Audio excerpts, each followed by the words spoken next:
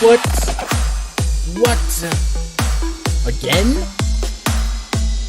Man. What's up, chat? How we doing? Happy Friday night. Oh no, we got all the bangers going. Hold on. Hold on.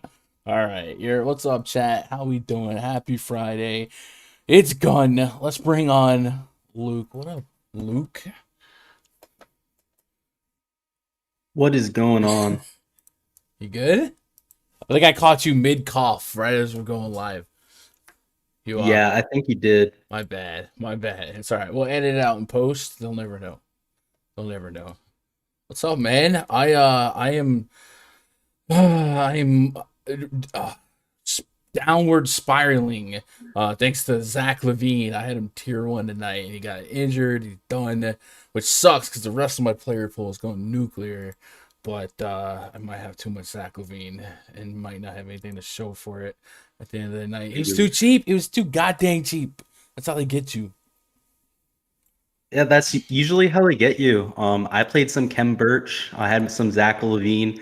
I didn't play any Jordan Poole, which isn't going well right now. But we have a lot of the good plays right now, especially from that Orlando team, especially from one of those early games. And I have a lot of exposure to the Kings, so kind of waiting on some of that last second news. Yeah, we just got Marvin Bagley starting at center with Metu at the 4. So about 40% Bagley. I am all over that. It's my boy. Bag alert. Yeah. What's up, chat? What up? Nate Gage, Justin Brooks, Quan and Quinn. That's not confusing. What up, Obi-Wan? Gun After Dark. Yeah. I'm gonna do some NFL content. I haven't done NFL in a while. Usually one NFL is just it's a competitive market. There's a lot of amazing pods and solo casting NFL is really not that fun. But I found a diamond in the rough. I keep bragging on Luke. Luke, we brought him into the RunDFS.com Discord, and then he's been putting up content on this channel, a couple NBA videos, but he has his own channel, and I cannot stress this enough. Link is in the description. Go to his channel, hit that sub button. I'm trying to get you to 1,000 subs, like, as soon as possible. That way you can start making money. Money off the golf content. This dude's sharp as a tack when it comes to golf. So he's not too bad for NFL either. That's why I got you here. Yeah, we're 20 away from 500, so definitely well on our way there. Nice. All right, setting goals. So you guys take a minute, click the link in the description below. Go sub to his channel. The purpose of this stream is that we're gonna take a look at the inaugural Super Wild Card Weekend. 6 games.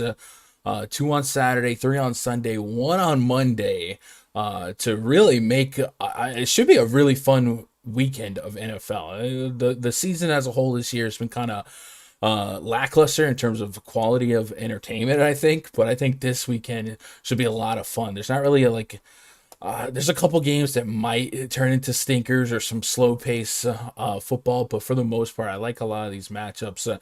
And kudos to both DraftKings, Fanduel, everywhere that you can play. They've done a pretty good job at giving us playable prize pools for just about every kind of context you want to play. You can play the Saturday only, the Saturday Sunday, the Saturday through Monday, and then every game has a dedicated showdown and single game for it on both sides. And again, first place ain't nothing to shake a stick at on any of those contests. So I kind of like the idea of running the marathon and maybe doing the 6 showdown slate challenge and seeing if I can profit through 6 showdowns.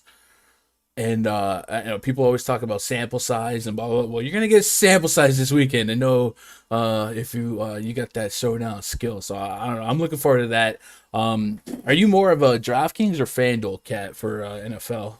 So I'm definitely more of a DraftKings person. And what I'll say with this is that there's definitely different strategies you can implement depending on what type of slate you're in, right? If you're in the 2-game slates, there's going to be a much different strategy than on Showdown. But obviously that 6-game slate as well, going to have a completely different dynamic than some of these Showdowns. So as we go game by game, I'm excited to kind of talk about how I'm tackling these because, for example, that Buffalo Patriots game is going to be interesting for Showdown. I'm expecting there to be like 35 real points. Whereas with something like that 49ers game, we have a 51-point implied total. So excited for that. I'm mostly on DraftKings, though. I do dabble on FanDuel from time to time, but it's been a while for me. Yeah, I tend to prefer DraftKings for NFL. I prefer NBA for Fanduel for NBA.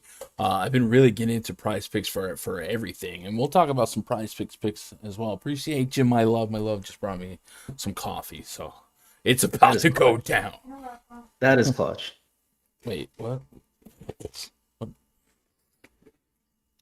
Oh yeah, that is good.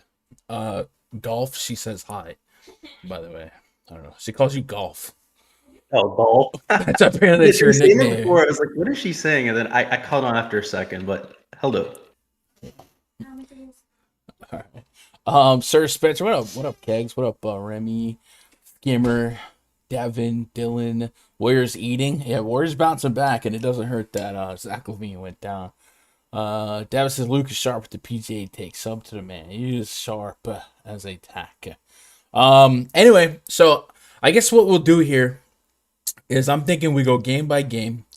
We can think of the broad slate impact of each game, but it's probably I don't know, probably better if we discuss each game from a showdown perspective, like our favorite plays I would individually. agree. And then what I think what I can do is after the stream, I don't expect a lot of people to come back and watch, an hour and a half of us of chilling. I might just chop it up into 6 different videos and spray them on the channel individually later. So we can splice in some prop picks in the midst of all. But yeah, let's go game by game here. Let's talk about showdown perspectives. And I'm guessing, so you say you're DraftKings. Do you ever play on the single game on FanDuel? Because this is kind of where I differ. Like, I do like NFL more on DraftKings because I prefer PPR and bonuses. But I tell you what, man, ever since I started playing single game on FanDuel, not having to worry about defense is pretty legit. And that is always that variable wild card that you almost just, I mean, the predictive value and defensive success is just like impossible. It's almost as bad as kickers used to be. I like So no you're defenses, so I like FanDuel single game but I, from a main slate standpoint, I prefer the DraftKings scoring because I like the PPR rewards. you're telling me you didn't like that slate where the Cowboys defense scored like 31 points a captain?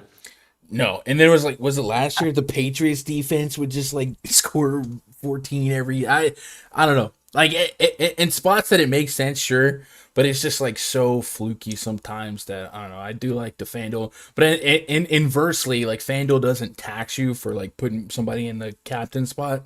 So there's pros and cons.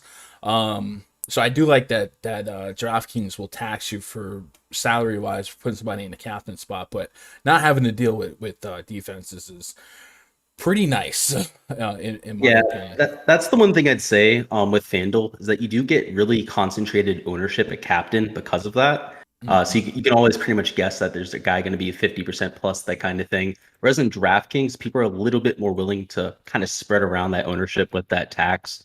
That'd be my only gripe with FanDuel. I agree. A lot more duplicates on FanDuel. And yeah, like you say, even if on FanDuel the MVP has to be the guy with the most raw points in the game more often than not, like 99% of the time. At least on DraftKings, you can get away with taking salary savings. So I think DraftKings has more strategy when it comes to showdown.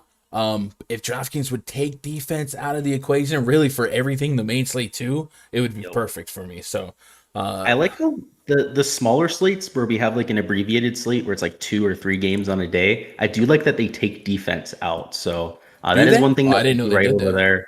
But yeah, for these like full 6 game slates, that kind of thing, even for the main slate every weekend, it's annoying. Yeah. Anyway, let's talk some football. Mia Moore in chat. Nate Birch. What up, Nate? You're going. What up, Justin Sports? Let's pop open a screen share. There we go. I think we can center this a little bit more. We created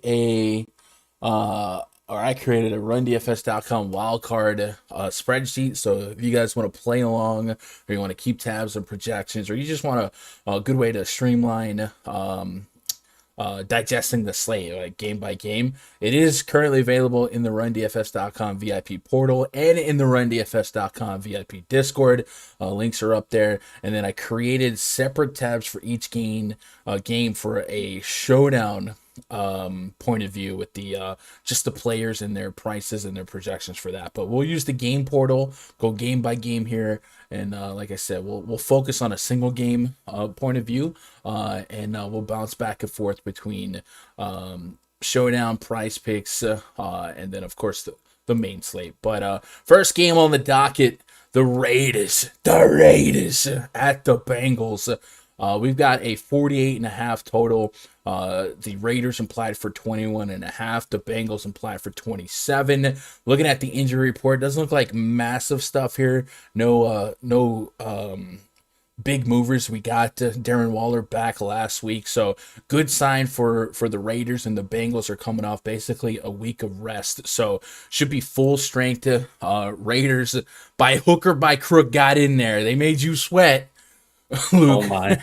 They made you sweat. Don't even get me started on that, man. But they're here. On the road here. So at Cincy, you imagine Cincy's going to be a little bit more of the elements this time of year than what the Raiders might be used to in Las Vegas. So the front end names that stand out, obviously when the Raiders are in play, is Josh Jacobs is a guy that I tend to only play when I think it's going to be neutral game script or a game where they play from ahead, gets a lot of carries. But from a target standpoint, this year he's averaging over 4 targets a game, which is something not a lot of people projected coming into the season. So he does have sneaky PPR potential, at least on DraftKings, just 6,500. And he's catching a Bengals defense that I do think is susceptible all the way around. But this season, the Bengals allowed, in terms of all the teams on the slate, the Bengals allowed really just 1,400 yards rushing on the ground, which is actually going to be 4th best. I don't know why I was expecting that to be bigger. But Jacobs at 6,500, you know the volume's going to be there for him if the game's close. And then pass catchers, Renfro is kind of my lean. Lately, Bryan Edwards has been climbing in interest for me. If we look at the target rate for the Raiders the last couple weeks, again, there was a stretch without Darren Waller. Waller came back last week and got 9 right off the rip. But Hunter Renfro has spiked from 10 plus targets to 5 to 3. Zay Jones has had 7 plus in 4 or 5 games straight. And then, like I said, Bryan Edwards with a couple here and there. It's very, very spread thin past a couple of people, and then Deshaun Jackson might be good for that one Hail Mary shot in the dark. So I do think the Raiders receiving core becomes pretty volatile in single game and big slate tournaments, but there's still upside to be had there, especially if you believe in the Bengals offense, and they have shown a lot of propensity for upside in the last couple of full regular weeks. Joe Burrow, 4 or 5 touchdown upside. Jamar Chase, T. Higgins, just incredible handcuffs to Joe Burrow. So I guess when we think of each game, the way to start, I guess, would be to create a game script that we think is the most likely game script. And Vegas has given us Bengals leading by just under a possession. Would you agree with that? And then going with that game script, does that make you want to target the Darren Wallers and the lead pass catchers a little bit more as bringbacks, or do you think the Raiders might spoil the casual interpretation of this game script? So I think you're spot on with what you were saying there at the end. Is the game script that Vegas is giving us is a very positive one for this Bengals team. And when they're clicking, it's really with that passing offense. That's what we've seen over these last few weeks. Joe Burrow has had over, in his last 5 games, he's had over 300 passing yards in 4 of the games. One of them was where he ended up getting injured. It was that really low scoring game against the Broncos. So don't hold that against him as much as I would other people. And here I'm really looking for buybacks on the Raiders. So you hit it right on the head there with a Darren Waller or a Hunter Renfro. You're really trying to attack those high target people, at least if you're on a DraftKings. If you're on Fanduel, I do think it brings some of those periphery players in, something like a Zay Jones, potentially Bryan Edwards. I know you mentioned him as well. I like those guys a little bit more on Fanduel because they're a little bit more yardage dependent, rather than getting a bunch of targets, bunch of catches, that kind of thing. Mm-hmm. One thing I'll say with Zay Jones, he also has a bunch of air yards of late. He's been targeted. He started 8 times last game, 10 times the time before that, 8, 9, 7. he's consistently being targeted. He's not always getting all of those targets completed, but if he can do that against a weak secondary here, I think he has a lot of upside. So much more heavily invested into this Bengals team. Pretty much everyone out there, but the Raiders do have some decent buybacks. I mean, Vegas does think this will be competitive. Yeah, Zay Jones creating that floor in receptions the last month or so at just 4,200 on the full slate for DraftKings, and then coming in on the single game slate, I've got Zay Jones at 5K as a flex, 7,500 as a captain. That definitely might be one of my early leans as one of my higher owned Raiders here, especially when we're thinking about bring back options for a potential Bengals onslaught. But also, it is the playoffs, right? Bengals, they aren't that familiar with being here. Not that the recent Raiders are either. So sometimes those 5-6 touchdown games, you play with a little bit more incentive to just win the game. And both teams have a really, really serviceable running back. Joe Mixon for the Bengals here, 6,800 on DraftKings on the main slate, 85 on Fanduel. He's a guy that can probably bank for 20 plus touches a game, a little bit of PPR potential, 3.4 targets a game this season. I actually have him for a little bit more DraftKings points than Josh Jacobs right now. Same with the FanDuel projection. How often does this game just become both running backs get 20, 25 carries and you play to win the game? Or are you expecting, Burrow and Chase to continue where they left off? So I definitely think that's a lot more probable than people are giving it credit for. As of right now, you're looking at chalk on this Bengals team. I mean, nearly 30% ownership on Mixon. Burrow's nearly double-digit owned, and that's on a 6-game slate, 12 quarterbacks. That's well above the average there. Nearly 18% on a T. Higgins. Yeah, the more I think about it, right, this is the Bengals. They call them the Bungles for a reason. Yeah, there's definitely a reason to be concerned there. Yeah, that's kind of what I'm worried about. So I don't know. Let's think about from a showdown perspective. If you had to rank 1, 2, 3 for your favorite captain plays or MVP plays from this game, just most fantasy points to least, would it be Burrow, Chase, and Mixon or Higgins? I feel like if I'm thinking about the most fantasy points in this game, I think I get to 3 or 4 Bengals before I get to a Raider. I guess Josh Jacobs has a larger projection than I'm giving him credit for. But do you think when you're making your showdown lineups for this game, how often or what's your first Raider in the captain spot that you think you get to? First Raider and captain spot, definitely Hunter Renfro. I think the price tag's fair on him, but I do think he has a lot of upside given that the PPR on DraftKings at the very least, even on FanDuel, just given that he's the number one wide receiver for this team, he'd be the first person I get to. Darren Waller over on DraftKings is only $5,700 as well. So I think a lot of people, when they're constructing their buybacks, especially if they're full on stacking the Bengals, are going to look to a wide receiver because that's usually what you're looking for. People are a little bit apprehensive to use running backs as a buyback, but going to a tight end could be a little bit more unique. I think it's not the first thing that comes to people's minds, and he's also a little bit cheaper.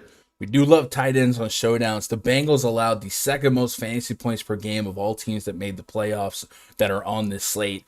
Second to just the Eagles, 96 receptions on the year, over 1,000 yards, and 8 touchdowns. And that would be good for third most touchdowns allowed on this weekend's slate of games. So I'm full agreement. I think Darren Waller, this is the guy. This is the guy that Derek Carr loves to pepper targets to. And sometimes in the playoffs, when your season's on the line, you just lean on old faithful. Darren Waller second on all of the pass catchers active this weekend in average depth of target.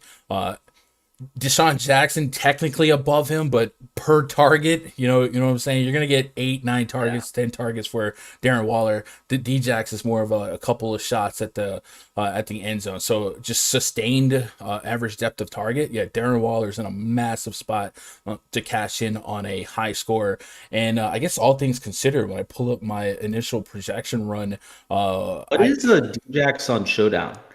in Showdown, Deshaun Jackson is 1,000 on DraftKings and the flex 1,500. So if he did catch That's that home interesting. run, yeah, that would sway a lot. He's even 3K for the main slate. I mean, that's even interesting in its own. As of right now, he's like 1% owned too. So he might be worth like a gander or two. Yeah, I played him on Thanksgiving this year, and I felt like such a genius for getting The Deshaun 80-yard Jackson in. touchdown right away. Yeah, some people Oh, that was chase it all great. the time, but I got him on Thanksgiving out, and yeah, it worked out. All right, so Joe Burrow in the captain spot. What kind of rules we thinking? Would you want to force at least two pass catchers with him, Jamar Chase, T Higgins, as options here, or do you think three is the full on onslaught, throwing Boyd or Mixon in the mix, or So Uzoma?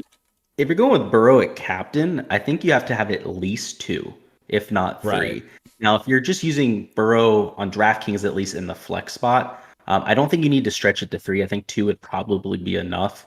Definitely at captain, you want at least three, if not four guys from that team. Yeah, that's kind of what I'm thinking here. And then on the Carr side, I think Carr's pass catchers are so much more volatile, where he spreads it out a little bit more. Would you still want to force two? I think Darren Waller easy number one, and then I guess yeah, we spin the wheel on a Zay Jones, Hunter Renfro, and even a Djax to an extent. So yeah, I guess it's natural correlation that we've been using all year. It really just comes down to the running backs here. How much of each running or either running back do I get to? And I guess something you don't see a lot in average builds for showdowns is the two usage running backs going at each other, and that's something we really might get to here when we think about playoff ranges of outcomes where the game slows down a little bit and you just play to have more points at the end of the game. I think Joe Mixon. How often is Joe Mixon and Josh Jacobs in the same showdown winning lineup? We would really need a super neutral game for that, right? Yeah, I think a majority of the time, Mixon's probably out edging Jacobs, I'd say. Yeah, Because he's going to get that fourth quarter run. We know that, and he's on the winning side, just inherently more yardage, more implied touchdown usage. Yeah, I would take the Mixon side. I would assume that I'm probably gonna have 0% of Jacobs for the full slate. For showdown, I'll probably mix them in a little bit, but yeah, I definitely favor the Bengals here as much as I think that they could fumble the bag, like they tend to do from time to time. If we take a look at their matchup earlier on this year, it was 32-10 or 32-12, something like that, and that's definitely concerning for the Raiders. all right, let's look at some props for this game. Going over to prizepicks.com, checking out NFL. Remember to check out PrizePicks. Use code Gundacker. They will double your first deposit up to $100.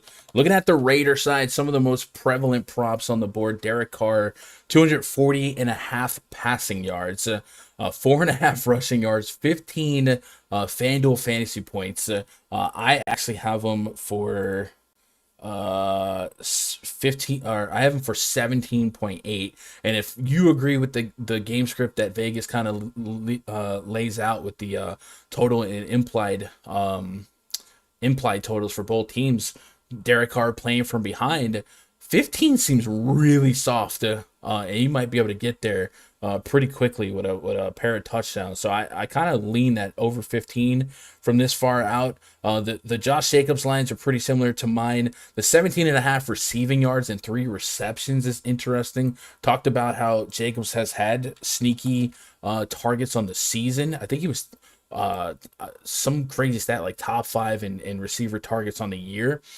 Maybe that regresses with Darren Waller back in the mix here, so maybe I don't get behind over 3, but I'm thinking Derek Carr over 15 fantasy points is one of the early leans for me. And then they also have Darren Waller at 5 receptions. And we just talked about how on the season, the Bengals have been the second worst team in this weekend's slate of games against the tight end position. And we know Darren Waller, if he's at 100% full health, ready to go, probably gets 10 targets. So if I had to grab 2 picks from the Raider side, I'm going to go Derek Carr over fantasy points and Darren Waller over 5 receptions. How do you feel about those two? First off, I like those two. I think they make a lot of sense, especially the Derek Carr at 15 fantasy points. That seems slightly disrespectful. I mean, the guy's averaging right around 18 fantasy points per game. This should be a plus matchup as well, given as a 48 point implied total. Yeah, definitely agree with you there. Something I had my eye on. First and foremost, it was the Hunter Renfrow under 5.5 receptions. As Ooh. much as I think he'll be a target hog, like you said before, they love spreading it around. So to say that he's going to get over 6 receptions seems a little bit aggressive. Something I also had my eye on was Bryan Edwards over 2 receptions. That seems just a little bit low. Like you said, he's asserted himself towards the end of this year. So I thought both of those were a little bit off. Yeah, and Zay Jones at 4-2, considering his recent volume, Yep. parlayed with 9 fantasy points. All right, on the other side here, Bengals. Props from the Bengals for this game. Joe Burrow, 255.5 passing yards, 7.5 rushing yards, 19 fantasy points, over half interception. Nothing there I feel like I'm getting a great deal on. Maybe the passing yards is something. They didn't give us a touchdown prop for him. Joe Mixon's at 71.5 rushing yards, 18 fantasy points as his score. That's kind of high enough that I probably don't deal with. Looking at Jamar Chase, they have him at half a receiving touchdown. I think I'd take the over on that. Looking for 1 receiving touchdown for Chase. We know Burrow loves him some Jamar Chase, especially linking up in the end zone. And you think about with everything on the line, there's so much chemistry baked in for the last couple of years between Burrow and Jamar Chase that I think I can give it that. Jamar Chase, 14 targets inside the 20 this year, 6 inside the 10, and represents 23% of the team's red zone targets. So I guess give me Jamar Chase over half a touchdown. And that's it. I think the Bengals are pretty pricey when it comes to props. Maybe you get a little bit of leeway on receptions between Chase, Higgins, and Tyler Boyd. But I think my favorite by far is going to be Jamar Chase for a touchdown. What are you thinking on the Bengals side? Yeah, so my favorite from the Bengals as of right now is going to be the over on Tyler Boyd, 39.5 receiving yards. That's really the only one I think that you get any value on. You could try and sprinkle shot the under on one of those other props because I think they are all a little bit inflated. At least if you take a look at them individually, they look fine individually. Is what I meant to say. But Yeah. if you take a look at them as a whole, they're not all going to hit their overs. I mean, they're all pretty set. They're set up there pretty aggressively, especially on the fantasy score side. But definitely like that Tyler Boyd prop. That's something that I would use individually, not when trying to correlate anything. Yeah, it makes a lot of sense. Oh man, I wish Joe Mixon had a little bit more leeway here. They got him 18. Oof. That's up there. I mean, that's accurate. That's what I got him at. I got him a little bit under on Fanduel, 16. But he's such a touchdown machine, so I don't want to bet against that. But all right, so if I'm walking away with PrizePicks picks, I like Derek Carr over fantasy points. I like Jamar Chase for a touchdown. And then Darren Waller over reception props. So that's what I got on this one. Any last hot takes or calls from Raiders and Bengals? And who do you got winning? So first and foremost, I do have the Bengals winning, and that hurts to say as a Steelers fan. But everything on paper, especially that first matchup that we saw, I know it was right after they had that whole head coaching debacle, where Gruden was resigning, everything like that. But it is still a 20-point game, so should come out there and dominate this game. I guess my hot take would be I expect the Bengals to win by more than 10 points. So, which sometimes in the NBA, right, when we get these blowouts, it kind of ruins the fantasy scoring. Like you said, they kind of just play to win. So Joe Mixon could see a really huge game. But yeah, I guess my hot take would be the Bengals to win by 10. That's what I expect.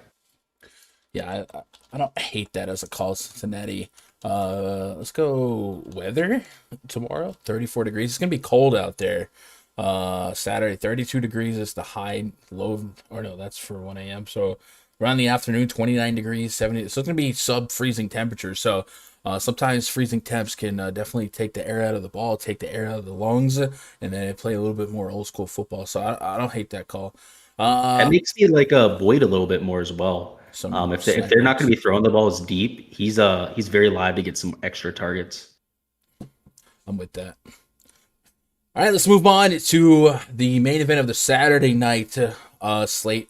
The Patriots at the Buffalo Bills, and nobody circles the wagons like the Buffalo Bills. Patriots implied for less than 20 points. The Bills 24. It's a 44 point OU. Spread is 4.5 in favor of the home team Buffalo Bills. Bills do offer a lot of fantasy viability, a lot of fantasy upside. You imagine the main slate's going to see some decent ownership. You usually will always see ownership attached to Josh Allen and Stephon Diggs, and when all is on the line, Josh Allen, if they're scheming his receivers, if they're scheming Diggs well, Josh Allen will take off and probably put us some decent yardage on the ground. So in the main slate, I think Josh Allen will be somebody that gets a decent chunk of ownership that might make him a contrarian fade if you want to lean on some of these other aforementioned quarterbacks or some of the other quarterbacks on the main slate coming up. But in a single game sample size, another game we probably expect to be cold, and we know the Patriots, if they can slow the clocks down, they will. Hard to read game. I'm pretty bad at reading Patriots games all year. They're usually just really boring games that I don't get to, but we're forced to get to it here. I know what to expect from the Bills from week to week. It's going to be Josh Allen and Stephon Diggs and go from there. In the last couple weeks of the regular season, we saw Devin Singletary kind of emerge as the lead running back. 19, 23, 12, 23 carries, a couple targets to boot, has gotten you 14 plus fantasy points in 5-6 weeks in a row now, has gotten you touchdowns in each of his last 4 games, a couple of multiple touchdowns. Wonder if that'll bleed over into the postseason here. I don't mind putting him as like the next man up in terms of consideration behind Stephon Diggs. Playoffs, you go to Old Faithful, your tight end Dawson Knox is good for a couple looks here, and then maybe your veteran presence guys like Manny Sanders, Cole Beasley, all those guys are kind of spin the wheel, make a deal for me. The focal points is going to be Josh Allen, Diggs, Knox, and Singletary for me, and then I really don't know what to do with the Patriots. Like I said, all season long, I tend to just avoid getting there. I think they have a pretty split workload when it comes to running backs. The receiving core is Jacoby Myers, and then good luck past that. They got 2 really solid tight ends. This seems like hell to try and predict. What are you doing with this game individually? And do you have any strong leans on the Patriots side, especially on who might be the most viable for fantasy? In my projections, I got 2 players over double-digit fantasy points, the quarterback Mac Jones and Jacoby Myers. Is your projections giving you anything different than that? And what are you doing with this one? So I do have Damian Harris, if he plays, projected for more than that. He is limited in practice as of right now. No update, at least on my projections, at least of now as of Friday. So we'll have to see. But yeah, I mean, it's a tough game, especially with the weather expected. I decided to bring up the weather for Highmark Stadium, and tomorrow it's supposed to be 6 degrees, wind chill of -15, Oof. winds of 12 to 15 miles an hour. I mean, at least it's not snowing, right? You're not dealing with what we dealt with in prime time last time, but pretty much the next worst case. So this is probably a game, at least for like the full slate with the full 6 games. I may be trying to fade for showdown. I'm probably looking at the running backs, and as of right now, you're going to expect a lot of the ownership to huddle around them. So for the Patriots, I don't hate Damian Harris. Don't hate going to Ramondre Stevenson as well. Obviously, if Harris ends up being out, he is limited at this point. He would end up being a great play there. For the Bills, Devin Singletary has definitely asserted himself as the lead back. He's gone 22 carries, 12, 23, and 19 carries over his last 4 games. That's obviously boded very well for his fantasy production. So the running backs here are really where I have a lot of my ownership. But for showdown, that's where I think this gets interesting, because if we're expecting a relatively low scoring game, you definitely see a lot of the guys on the Bills priced up for the occasion. The Patriots are really interesting. You see that the spread here is close. It's a 4-point spread. Would not be surprised if the Patriots came in here and knocked off the Bills. That is actually what I expect to happen. I've been very high on the Patriots the entire year. First time around was extremely competitive, and the Patriots ended up winning that game. So would not be surprised to see that happen once again in maybe another 14-10 type of performance. Yeah, I don't think that's crazy, right? I'll never underestimate Bill Belichick's ability to shut down the unshutdownable. And there's been some games this year where the Bills just look lost. So I don't think that's a crazy hot take. Some teams we worry about travel or worry about weather. You don't worry about that with the Patriots. They're used to the elements, and it's not that not much for travel either. So I don't think that's a crazy take. If you had to get to some showdown lineup constructions, who's your favorite captain from either team? And then is Jacoby Myers the clear-cut number one receiving option for you? And then is this another spot where good luck on the right tight end touchdowns? And how often does Henry and Jonnu Smith get us an end zone look if this game surprises us? Right now, we're only implied for what, 2 touchdowns and a couple of field goals. This is probably a field goal slate for kickers, huh? Yeah, it's probably going to be your least favorite slate, especially if you don't like the defenses. Showdown defenses are live. Using both tight ends in the same lineup is going to be live. Mm-hmm. Hell, even I think defense at captain could be live. So it's definitely not going to be your favorite slate, at least from what I understand with your dislike for some of these defenses from time to time. But yeah, in terms of a receiving option, Jacoby Myers would make a lot of sense. He's relatively cheap, especially for this full 6-game slate. He's only $4,500. But my preferred captain for the Patriots would be Damian Harris, or if he doesn't start, of course, Ramondre Stevenson. You're looking at probably 2 touchdowns if you're going to keep that game competitive on the ground, and they could very well go to the same running back. Yeah, last time we got the Patriots in a really cold game. It had some snow, but they ran the ball and they ran the ball and they ran the ball some more. So I feel like against a explosive offense like the Buffalo Bills, that's probably the plan of attack for Belichick here, is to cut this game in half, try to win time of possession, and that'll give you better odds at winning the game. So with that said, cold little potential defensive juggernaut type of game. Let's go check out some of the PrizePicks totals and see what we can't lean on. We'll start with the Patriots side. Mac Jones, 184.5 passing yards, 17.5 completions, and then they got him at 12 fantasy points. If you think this is going to be a run-heavy game, I could see a couple under sprinkled in there. Your boy Damian Harris, just 54.5 rushing yards. That might be intriguing based on what we just talked about.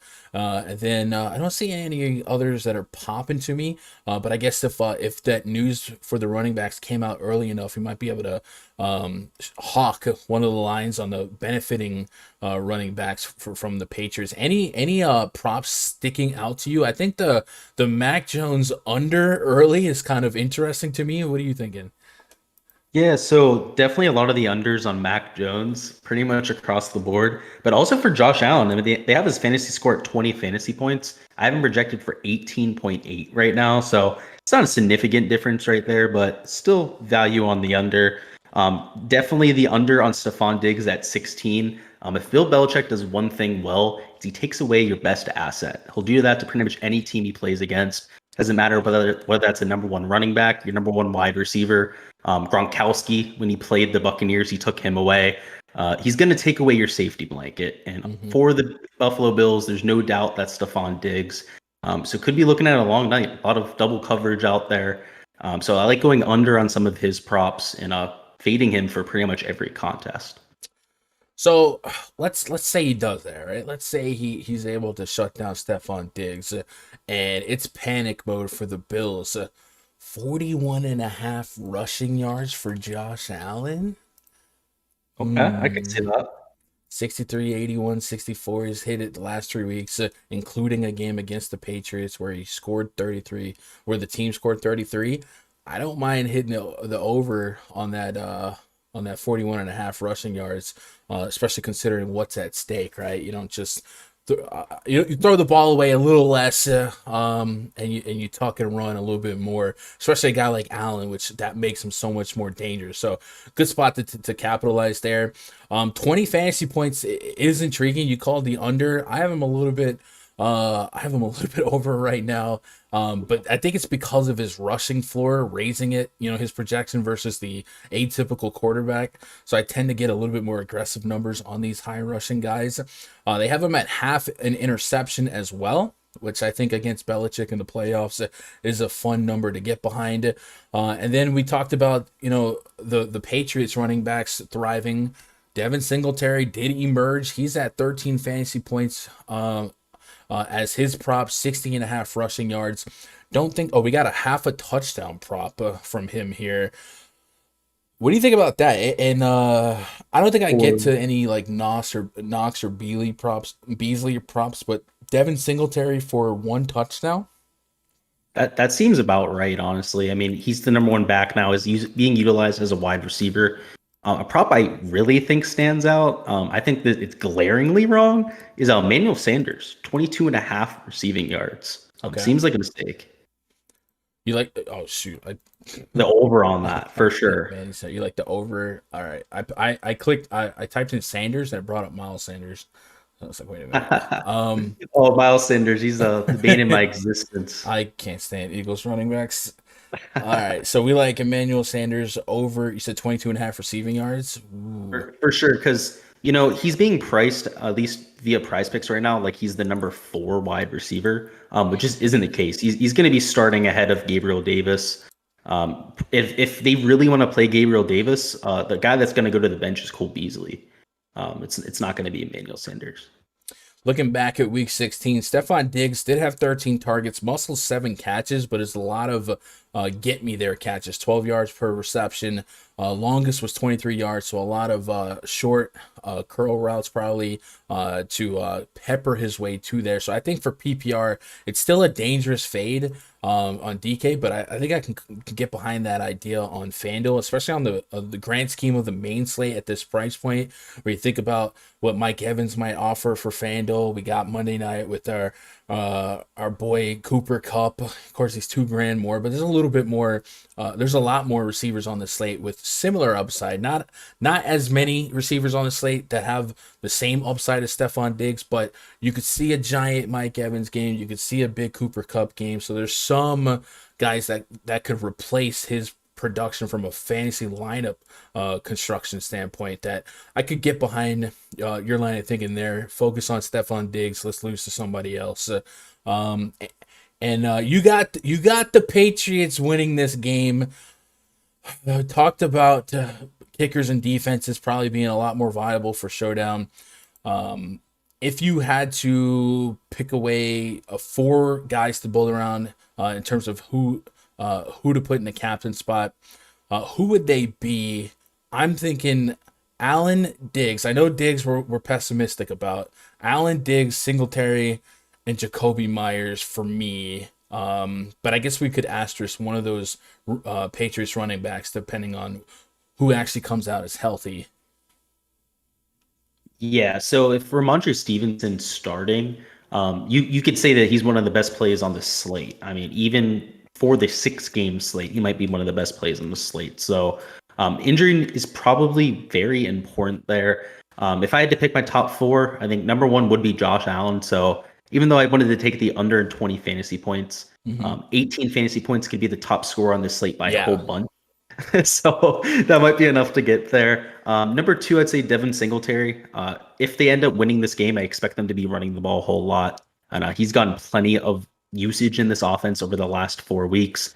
Number 3, might kind of change it up here. I would say Damian Harris for right now. Number 4, I'd say Emmanuel Sanders. I'm really high on his prospects this week. You really like Manny Sanders. Yeah, early on in the year, he was the man there. I mean, first 5-6 weeks of the year, he was a borderline number 1 wide receiver. Yeah, I guess so. I just worry about like Cole Beasley, Dawson Knox, like pass. I mean, I guess if the game script is we're slowing down Diggs, sure, go for it. I don't know. I'm so iffy, but he's so cheap on DK that if he got you that 1 touchdown, it would give you pretty much the rest of the slate with your Allens and your any Mac Jones. Like I don't think I've played Mac Jones once all year. But he's really cheap on the main slate for DraftKings, 5,100. I mean, half of my receiving pool is going to be over 51. I guess at quarterback, you more so than ever this week, you probably need to win the position or at least be top 3 of the position. But man, there's like some backups looking like they're priced higher than he is. Gardner Minshew is more expensive than Mac Jones right now. Wow. Do you see yourself getting to any Mac Jones? All year long, he's kind of topped out at 24-25, which wouldn't be the end of the world at 5,100. But I guess what we'd really need for 24 to be optimal is every slate to be a defensive chess match, and I don't think that's going to happen. The unfortunate part with Mac Jones is outside of 150 maxes, I don't think he has any utility. There's just 3 or 4 quarterbacks that we actually haven't even gotten to yet that I'm really planning my flags in this week. One of them is a value option, 3 spend up options. I just think that, yeah, you got to win the position this week. You're going to look at a few 30-plus point scores. That's what you see in the playoffs, right? You get a little bit higher usage with some of these quarterbacks. Yep. And teams play to really win the game. They do not hold back. They go out full throttle. A few that come to mind, like I just prefer to get to somebody like a Tom Brady, somebody like a Dak Prescott. If you really want to get creative at quarterback, I'd rather take the shot on Ben Roethlisberger. There's just I think there's better options than Mac Jones. Okay, buddy. You got some Steelers bias bleeding through here. Hey, he's $100 more. A game without all that weather. Yeah, I don't I know. think there's some reasons there. I'm poking. All right, let's get to the next game here. Let's move to Sunday. So after Saturday tightens up, we'll head over to Sunday main slate. All day long, staggered through and through. Should be a really fun Sunday from an NFL fan standpoint. We've got the Philadelphia Eagles up against the Tampa Bay Buccaneers, and this one is projected to be rather one-sided. The Buccaneers 8.5-point favorites, 45.5-point total. We talked about some ugly weather. Well, it should be a little bit better in Tampa. Jalen Hurts, but under center for the Eagles here. This is an ugly spot. NFC least is offering 2 playoff teams this postseason, and the Buccaneers at home. Even though they've gone through it, they lost Chris Godwin, lost AB. Tom Brady still has Old Faithful and Rob Gronkowski. He has Mike Evans, and it looks like Uncle Leonard Fournette, back for him to lean on as well. So not the full strength Buccaneers, but on paper, the clearly better team here. Starting with the Eagles side, names that we gained traction on all years. Jalen Hurts, you can run him naked if you really want to get there. Doesn't necessarily need a handcuff because of how mobile he can be. We talked about Miles Sanders, Jordan. Like, I don't get to Eagles running backs almost ever, and I probably don't see myself getting there this week against the Buccaneers. Defense, especially with this game script being so negative. So unless you really expect some PPR potential for these running backs, which is not outside the realm of possibility, for me, I'm probably just going to lean on Jalen Hurts' legs and then maybe get to a pass catcher, Devontae Smith, and then Dallas Goddard are the 2 guys that I lean on the most. What's your leans on the Eagles? And then lead me to the AB Godwin-less Buccaneers and what you're doing with them. So for the unfortunate drawers of the Buccaneers, they're not going to get much done here. I have not much high hopes for this Eagles team. You hit the head on the nail with Jalen Hurts. Could use him on his own. He's more than capable of hitting his ceiling on his own. Dallas Goddard right now projected for nearly 20% ownership. While he's priced for the occasion, I personally just don't know if he's going to get there all that often. I mean, you're dealing with one of the higher spreads on the slate at 8 points for the Buccaneers. A secondary that's definitely susceptible. We've seen them shredded from time to time. They've lost a few games that they should have won. But at the same time, would you be surprised if, this was a 3-touchdown game? Tom Brady just rolled through them in the wild card, and you start talking about another postseason run for them.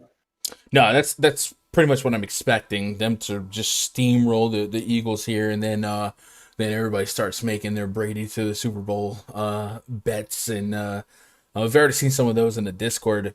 But talking about the Buccaneers, when we go to all of the teams on the slate, in terms of fantasy points to the position for all the teams that are in this weekend slate, the Eagles have allowed the most points on the slate to opposing tight ends, 17.3 DraftKings points per game, over 100 yards receivings per game, 14 touchdowns on the year to opposing tight ends. I mean, what else do you need from me to say play Sounds Rob like Gronk?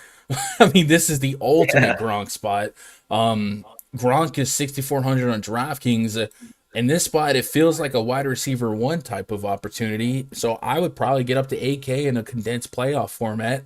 And I really don't have any pushback. When we look at that single game slate, Gronk, I got him right now projected to have the fourth most fantasy points on average versus the rest of Tom Brady, Jalen Hurts, and I have Mike Evans right above him for now, but he's cheaper than all those guys, so I'm absolutely going to be there on Gronk. And you mentioned, the possibility of throwing 3 or 4 touchdowns for Tom Brady. I think if Brady throws 4, there's a good chance Gronk has 2, so I'm going to be leaning on Gronk quite a bit. And then Mike Evans also spikes, obviously, as the clear wide receiver 1 without AB and Godwin. Rank your favorite plays on the Buck side, and do you get to Leonard Fournette much? Yeah, so I'll stop you right there. Leonard Fournette's my highest owned play on the slate right now for the 6-game slate. As of right now, he's only $5,900 for the 6-game slate. That's assuming he plays, right? He's still dealing with a little bit of an injury. He still has to be activated from the IR. Right. But I'm expecting this to be a very positive game script. 20 to 25 carries for Leonard Fournette. I'm also giving you plenty of PPR usage on DraftKings, especially towards the middle part of the year. He's getting 5 to 10 targets in some of these games. He had a game where he had 8 catches. Got actually most of his production in that game through the air. So I liked that, especially for DraftKings, especially for Showdown as well. Number 2 would be Rob Gronkowski for all the reasons that you already mentioned. Tom Brady, probably worth a few shots at captain in Showdown. And number 4, believe it or not, I'd be willing to take a little bit of a risk. Cameron Brate, right? He's super cheap. He's going to be playing a lot of snaps for this team. He's somebody who on third down is getting a lot of the snaps because he's a better blocker than somebody like an OJ Howard. And anytime you get into the playoffs, the postseason, you're going to be relying on the guys that can get it done, especially with the blocking. You're not going to put an OJ Howard out there in a risky third down when he's a liability blocking. So that's what I would say would be the cheap guy I'd go to. But yeah, a lot of these spent up options are really my priorities. All right, let's play What If. What if Leonard Fournette is not able to go? We lost Ronald Jones. Did you spin the wheel, make a deal on Keyshawn Vaughn, Le'Veon Bell, anyone like that? Vaughn, it's a scenario which we've seen the last week or so, less meaningful games, but Vaughn has only averaged 2.9 yards a carry. Did see some red zone work last week. Le'Veon Bell, veteran, you maybe lean on him a little bit, but none of these clicks become fun or comfortable. And I think we'd be in for a lot more Brady ownership for me if he didn't have a true running back that we could hang some confidence on. What would you do if we didn't have Fournette on Sunday morning? Yeah, spot on there. I'd be even higher on somebody like a Tom Brady. Keyshawn Vaughn has shown some PPR upside. He's been with the team a lot longer, is more familiar with their scheme. I'm worried that Le'Veon Bell is not completely acquainted with their offense. So just like I said before, why I expect OJ Howard not to get much playing time. If he's a liability at all, I don't expect him to be in there. So Keyshawn Vaughn would be the number 1 guy for me. Le'Veon Bell. It's not just because he was a former Steeler, not somebody I would be playing. Looking at the last couple weeks for the Eagles in terms of targets, really on the season, Devontae Smith averaging over 6 targets per game, leading the team, but Dallas Goddard in life without Zach Ertz has seen 7 and 9 targets in 2 of his last 3 games where he played. I would expect those 2 to lead the team in targets, and I probably almost edge out Dallas Goddard here in terms of safety blanket targets. I think a lot of this game is going to be soaking up Rob Gronkowski in the tight end spot and really on the main slate as well. I guess in the Sunday single game slate, how do you think Gronk and Goddard in the same lineup, given a flex to a first game tight end, could be something that you see yourself doing? Yeah, no, for sure. Goddard, he's highly owned. So if you're playing in the 6-game slate, might be worth taking a fade. But yeah, for Showdown, absolutely love him. He's been the quote unquote number 1 wide receiver on this team, getting higher usage than Devonta Smith, like you were saying before. And even if they get behind in this game, it's not like Devonta Smith's a deep play wide receiver. Yeah. He's not going up there high pointing balls all that often. Not really. He doesn't have that top end speed to take the top off of defense. Neither does Dallas Goddard either. So you're looking at a very similar situation. Yeah, I would side towards Goddard a little bit more than a Devonta Smith. I wouldn't shy away at all from using him with Rob Gronkowski. And even if you had to put one at flex, one at tight end for the main slate, um, if that makes your lineup unique, if that gives you a little bit of a different look with some of your other positions, might be worth a look in some of those large field GPPs. But there are some of these cheap wide receivers, particularly for the Chiefs, that kind of thing. We'll get to them a little bit later on. That I like a little bit more. Yeah, tight end is going to be pretty stacked. A lot of the teams with the best tight ends are featured today. Even yeah, Kittle too. Kittle, Schultz on the main slate. There's so many tight ends. All right, let's look at some prize picks for both teams here before we move on. So let's start with the Eagles side. We've got Jalen Hurts, 187.5 passing yards, 45.5 rushing yards, 17 fantasy points. Remember, this is Fanduel PrizePicks scoring. They do have PPR though in their receiver scoring. So something to keep in mind. I know we're so used to saying Fanduel scoring for NBA, but they do have PPR for receivers.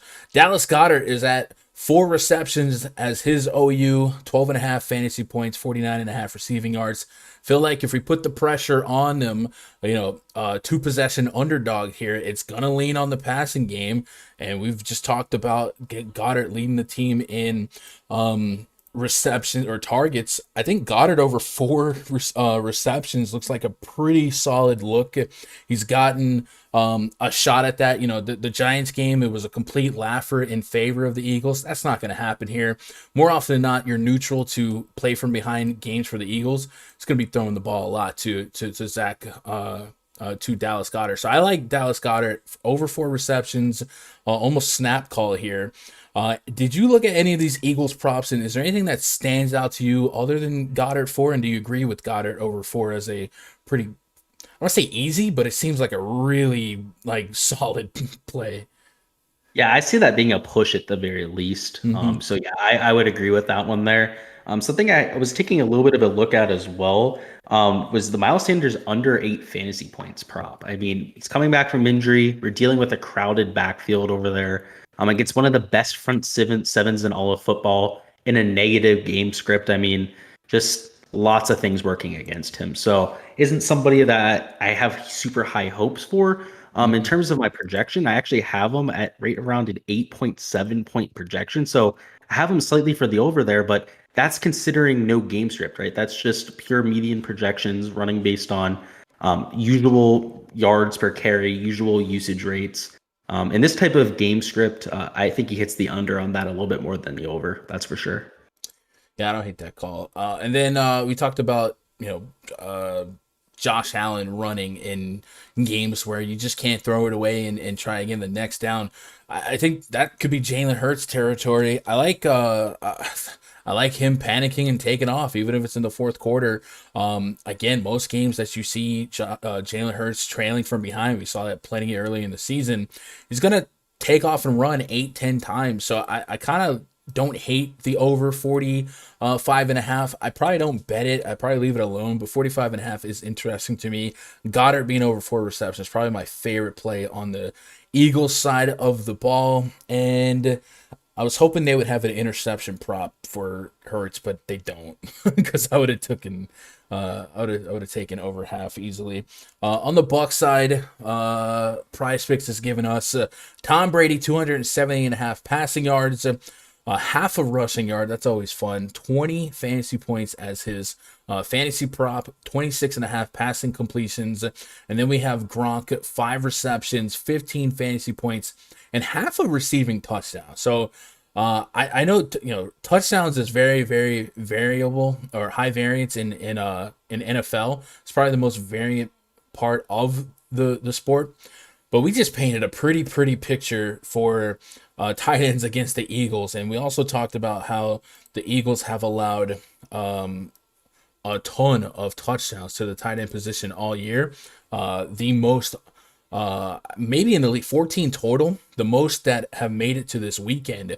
So this seems like a really fun spot to look at Gronk as Brady's safety blanket in the end zone. So I guess I would get on Gronk over half a touchdown. You can make a case for receptions and fantasy score, but I like the receiving touchdown, him to get one, at least one. And then looking at Mike Evans, we didn't exhaust a lot of time talking about Mike Evans. It might be just because it's so obvious, but Mike Evans without anyone, 4.5 receptions. Come on, man. That seems like it's pretty light. If it's not Gronk, I think Evans leads the team in targets, and we could be talking about double-digit targets. Do you think 4.5 is a little disrespectful, and it just doesn't add up? How does Brady hit his 20 fantasy point projection if it's not through a lot of receptions on Evans and Gronk? So what do you think about Evans over 4.5 receptions and Gronk over half a touchdown? Yeah. So yeah, I mean, how does Leonard Fournette have a higher prop for receptions than Mike Evans? That's wild. I mean, that's just that's disrespectful. I mean, there's no way around that. Yeah. So that actually might be one of my favorite plays I've seen on the board so far on the Mike Evans prop there. And what was the Gronk? It was that over half of a receiving touchdown. Yeah, just I like touchdown. that one as well. Yeah, those are I mean, I have Tom Brady at 3.1 touchdowns per game right now in the simulation, and again, one's going to go to Mike Evans, one's going to go to Gronk, and one to maybe one of those two again, or to one of these peripheral guys. I like that prop there, especially like the Mike Evans over on the receptions right there. That seems like a free square. That's about as close as it gets. Yeah, I'm in full agreement. All right, let's move on to the next game, which is Sunday afternoon. It's the Dallas Cowboys hosting the San Francisco 49ers. Jimmy G up against Dakota Prescott. I think it's our highest total of the weekend as of right now. 51 is our total. 24 implied points for the 49ers, and the Cowboys favored by a field goal, 27 implied points. So I guess before we even get started, do you agree with this game being this high scoring? No, not at all, actually. Yeah, I have it much lower.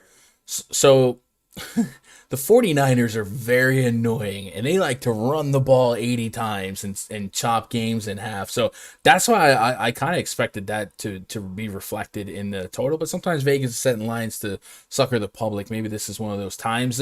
Looking like we got to, Elijah Mitchell here, Deebo Samuel, the ultimate Swiss Army knife for football. Jimmy G has George Kittle. I mean, this is a well-oiled machine. The defense is really solid. I think the Niners, what they do best is move the chains, slow games down. And if you're going to minimize the amount of time that Dak and his offense is on the field, the Cowboys offense has been a diesel engine, right? It takes them a minute to get started before they can really, really get there.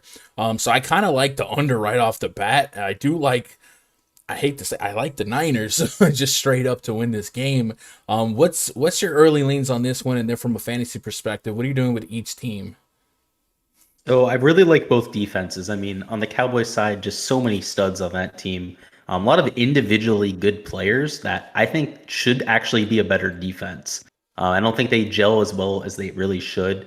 And on the other side, you have the 49ers that just run the ball pretty much more than any other team than the Eagles.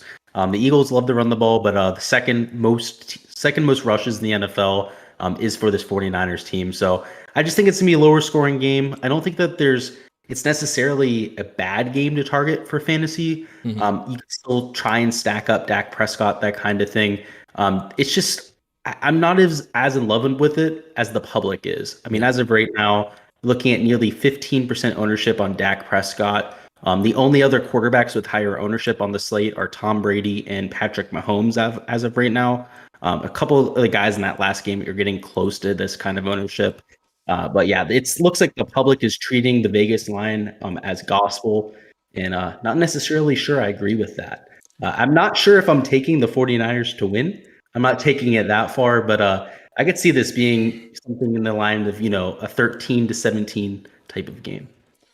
I think we'll know pretty quickly which version of the Cowboys team shows up, but they have been the ultimate Jekyll and Hyde. And other than like opening night against the Bucks, like they haven't shown me anything against like really solid teams. And I just have that much respect really for the 49ers defense. Jimmy G is kind of like the wild card here. I don't put a lot of trust in him, but if he can manage a game, get Elijah Mitchell to move the chains, lean on Deebo Samuel, like I really think this is this.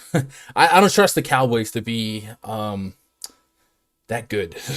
And I don't want to be a Cowboys hater here, but they've been so up and down. But when they do thrive, it's Dalton Schultz is a guy I like to handcuff with Dak quite a bit. Amari Cooper and CeeDee Lamb. Amari Cooper tends to kind of show up in these bigger games. But CeeDee Lamb, if you're looking for some PPR guy that might get leaned on a little bit more, we saw Cedric Wilson spike last week. And then, these two running backs have been almost untouchable all year, especially Ezekiel Elliott.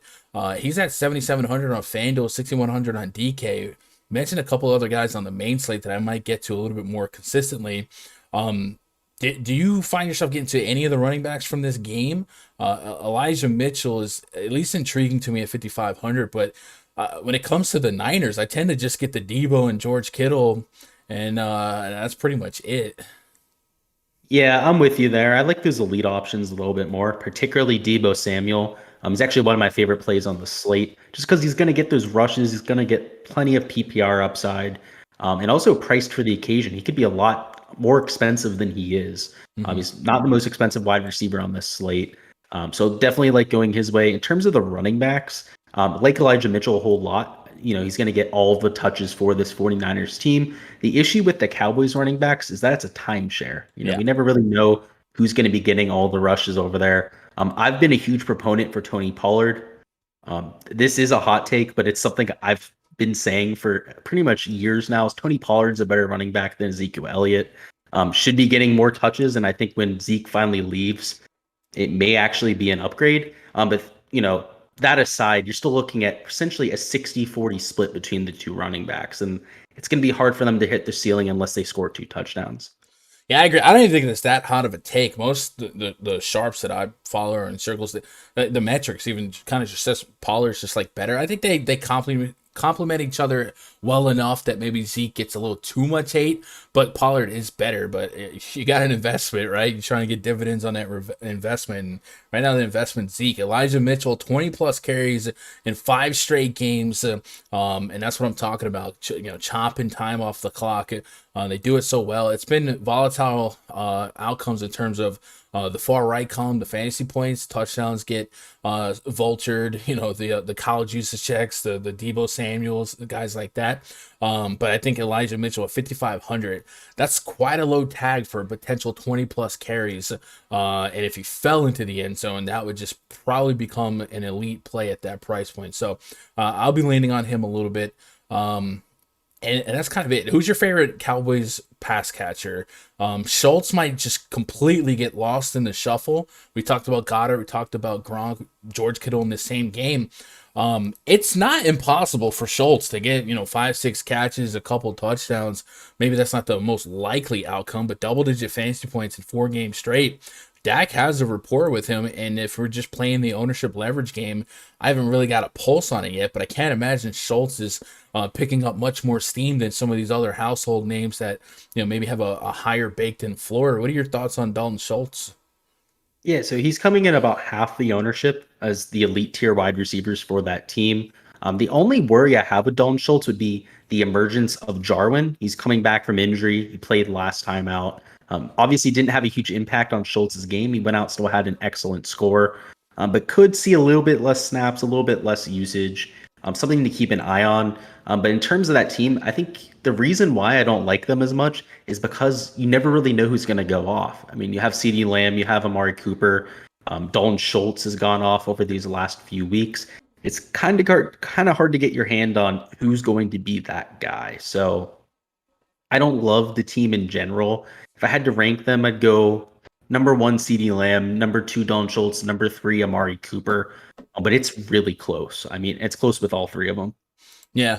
I'm just thinking Schultz from a ownership leverage standpoint at the position, because the more we talk about these games, the more I could see a lot of double tight ends kind of filling filling out. I mean, we'll get to Ben in a second, but we know he'll throw to Friarmuth in the end zone, Travis Kelce. There's a lot of wide receiver one potential at the tight end spot, so I definitely could see a lot of double tight ends being in the field today. And that's not even like, usually we get to double tight end in a regular season. It's two guys. This slate, I think every game gives us a tight end worth playing, especially on the Sunday slate. So that might be one of the more unique fields in terms of lineup constructions for the all weekend slate and the Sunday only, because so many high end tight ends for fantasy are involved here. All right, let's go check out PrizePicks and maybe land on a couple of props that stand out. We'll start with the 49er side.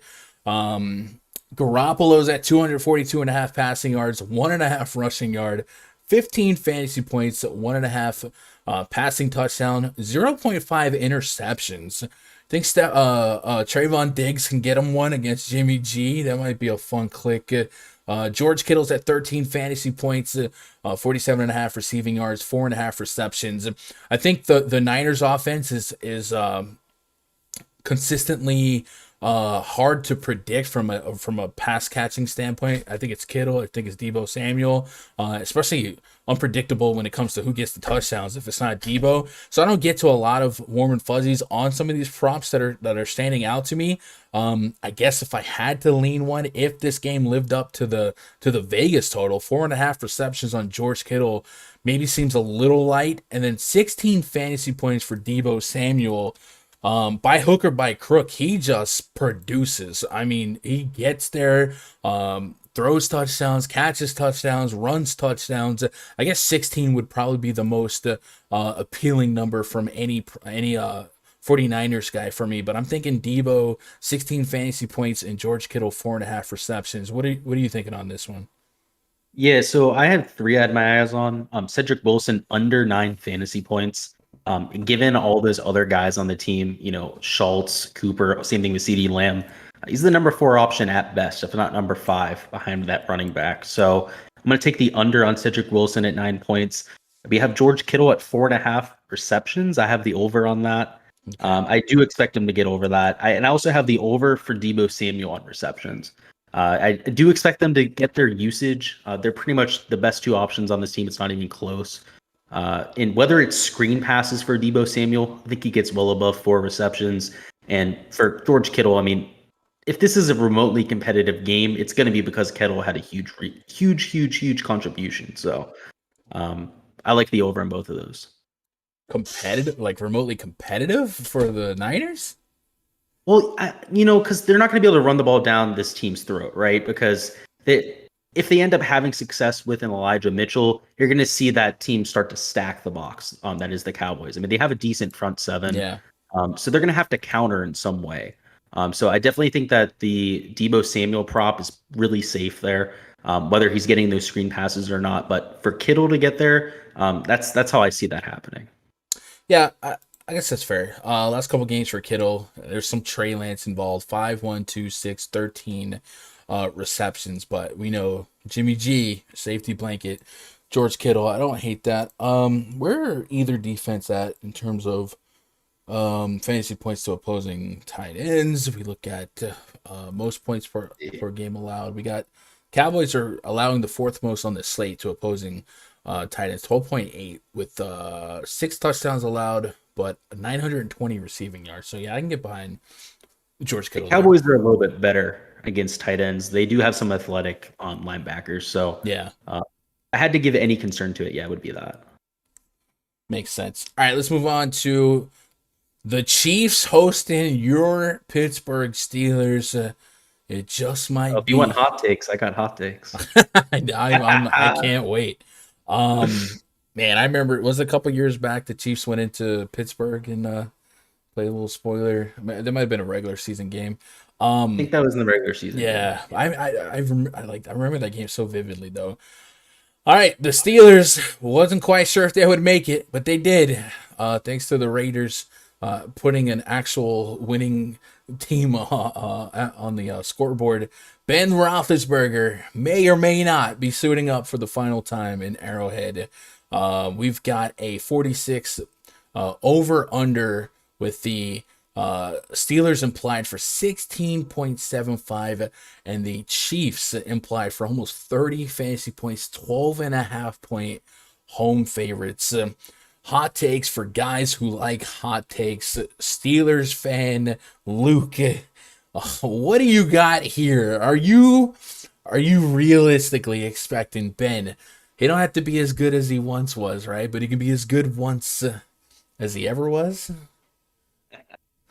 I mean, what I got here, my hot take's that I think this is going to be less than a 5 point game. I think we're looking at even less than a touchdown separating these two teams. I do expect it to be really low scoring, and that's where the really hot take part of this comes in. The Steelers defense has looked like a completely different unit over the last 4 games. If you take a look at their metrics over that stretch, one of the best teams in the NFL. I mean, lit up 13 points against the Titans. They don't have Derrick Henry anymore, so oh well, right, that might have been chance. Torched by the Chiefs. Okay, yeah, you get torched once, but 14 points against a solid Browns team and 13 points against the Ravens. It's a huge difference from what we saw towards the middle of the year. Come on. I expect it to be a lower scoring game. I'm still think the Chiefs win. The Week 18 no Lamar Ravens, the Browns. Come on, man. It's a must-win game for them. Okay. But one thing I'll say as well is that I do expect this to be a relatively lower scoring game as well. Just because of some of the injuries that you're dealing with on the Chiefs. Tyreek Hill's going to play, but he looked really, really gimpy last week. Yeah. I mean, the guy's dealing with that heel injury.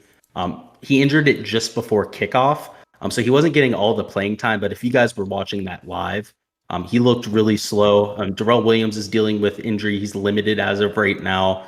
Clyde Edwards-Helaire, he's limited as well. He's not playing this weekend. He's already been rolled out. There's guys missing. Right, and you're dealing with the defense on the Steelers side that is a little bit better of late than you thought. So I don't expect the Steelers to win, but I'm not as high on the Chiefs as the public is. Right, you're looking at 25% ownership on Tyreek Hill for the main slate. You're looking at 18% ownership on Patrick Mahomes. It's getting up there, and I wouldn't be surprised if they don't go out and torch them. I think it's fair. I could side with you on the Tyreek Hill not looking 100% thought process. I still think they're really dangerous. I mean, Pringle and Mecole Hardman not as household in terms of name value, but they still have the potential, the speed. You mentioned Clyde Edwards-Helaire being out, so Daryl Williams can't carry the load. I do think you might get some value in the receiving core from the Chiefs, and then Travis Kelce is just Travis Kelce. So I guess I would hedge some of my pessimistic concerns about Tyreek's health with some Kelce, and yeah, if Tyreek Hill's ownership got to an unsafe place, I might try and push back, be on the other side of that, and it makes a lot of sense. It's KC. Do you have a weather report for Kansas? I feel like it's not summer weather up there, but the Vegas is giving Chiefs plenty of points, implied points to kind of. I have it up right here. It's not looking like anything crazy. It's snowing there right now, like sleeting right now. But should be cleared up by tomorrow. Just windy, like it always is this time of year. One thing I'll say too about Travis Kelce is a great matchup. He's going to be going against Devin Bush, who's probably the worst cover linebacker in the entire NFL. No exaggerating there. He's atrocious. And also you have Joe Hayden out there. If he's shadowing Tyreek Hill, that's concerning. He's a shutdown cornerback. So guys like Pringle, guys like Mecole Hardman going against some of those second tier cornerbacks. I like that a whole lot. I like your thinking there. Well, I was getting to those guys as potential. So, like, if we think Tyreek Hill isn't at 100%, I think that's like fair no matter what. And if he's still limited in this game, but not, we get a decoy situation where he still demands the attention of the cornerback number one. Yeah, Pringle and Hardman could definitely squeeze open and get free here. Looking at the Steelers side, if we think so, there's two ways to think. One, if you think it's going to be a little bit closer, Najee Harris is a little bit more interesting, especially since Najee Harris is involved heavily in the passing game. But Deontay Johnson is 7,200 on FanDuel, 67 on DraftKings. Is he easily your favorite Steeler play in any format from this game? Yeah, Deontay Johnson would be the number one option. Najee Harris, we got to keep an eye on his injury. It Mhm. looked like he broke his forearm last week. Ended up being just an elbow injury. Yeah. He might not play, so that is something to keep an eye on. I do expect him to suit up, but even if he does, he might be limited. But yeah, Deontay Johnson, especially on a PPR site, you're looking at great upside there. I mean, he's getting targeted 8 to 10 times every single game. And even if this ends up being a blowout, let's say Vegas is spot on with the totals here, Deontay Johnson could get there without a touchdown. Right? He could Right. go out, get you 70 yards, 8 catches, something like that, and at least get to his median projection that way. Yeah, it says Najee was a full participant in practice, but he's still carrying that designation. So the fact that he Yeah. still has that is a little concerning. If he can't go, Ben's gonna have to find Deontay Johnson, Chase Claypool. Those are your two most talented receivers, and then a guy that will probably, much like the click play on the Dalton Schultz blurb, but Pat Friarmuth probably doesn't get any looks, and in a single game showdown. He definitely has touchdown equity if you give them some touchdowns. 6, 9 targets last couple weeks. And we know Ben will look at tight ends in the end zone. I don't think his floor to ceiling risk reward on the main slate can hold up to some of the other tight ends on the slate that have true wide receiver one floor and ceilings.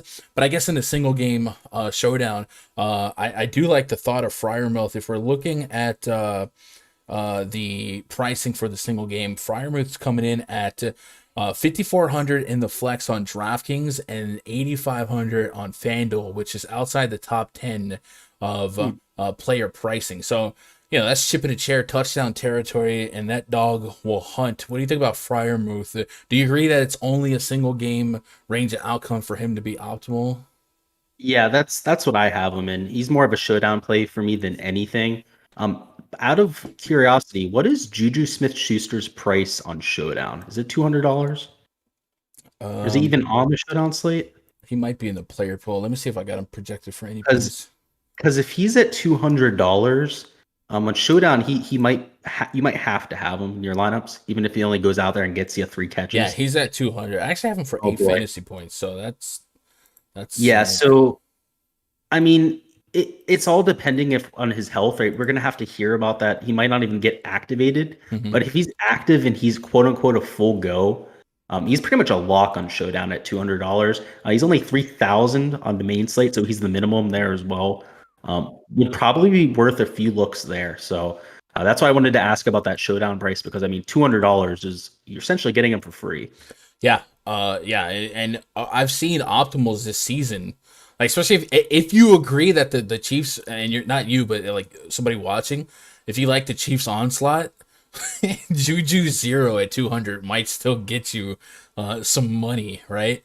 If he's active. I wouldn't play him if he's not active, obviously, but it says he had no apparent issues in his return to practice Thursday and is, quote, trending towards playing Sunday's wildcard game at KC. The downside, I guess, with Juju is if for some reason he wasn't activated, there's not a whole lot of swapping to be done on the main slate, right? You only got one game left on the docket, which would be the Monday night game, and there's probably not a lot of 3K chips and chairs, so you have to do a couple of moves. But I'm full agreement. I think that price point is kind of broken. I think the site fell asleep when it came to Juju. Maybe wouldn't expect him to be number one, but I'd say if he was fully healthy, like if he was fully healthy, it maybe could murky the waters of a Deontay Johnson, Chase Claypool's floor, but also that would just raise the potential onslaught stack value in showdown. So I guess something to keep an eye on. And then I know you mentioned that the Steelers have looked better as of late, asterisk. The But one game against Kansas City where they get involved. yeah, against teams that were playing for something in the last month or so. The Steelers on the year have allowed over 2,000 yards rushing. They're the only team on this slate that have allowed over 2,000 yards rushing, 4.97 yards per carry. We know CEH is out. That's given us a 5,500 Daryl Williams. You're gonna need a touchdown from your running back no matter what. If he's able to go, he does have a Q tag with a toe. Sometimes you see these guys just suck it up, buttercup, and play in the playoffs. But a Yep. couple weeks ago, 14 carries against Cincinnati, 11 carries against Pittsburgh. Wasn't really a big impact at all, but he did get 2 touchdowns against Cincinnati. That at least shows me that there is a range of outcomes where Daryl Williams could take advantage of what has been a tough run or a suffering run defense in the Steelers, and then to double down, any run defense is just going to get worse against the Chiefs, just because you got to sell out for the long ball, the pass, and Mahomes' passing game is so dangerous. So would you get to some Daryl Williams on the main slate, and then how often do you get to him with confidence in a single game showdown? 5,500, I think, or on the single game. I don't know what his price point on the single game is, but on the slate itself, he's 5,500, and on the single game, I've got him at I got him at 6,400 in the flex on DraftKings and 12K on Fanduel. So in context of both sites, he's still right inside the top 10 on salary. But I mean, he's a guy that does have some touchdown equity, just ranges of outcomes based on this being a playoff game and him being the RB1. How do you feel about Daryl Williams as a play here?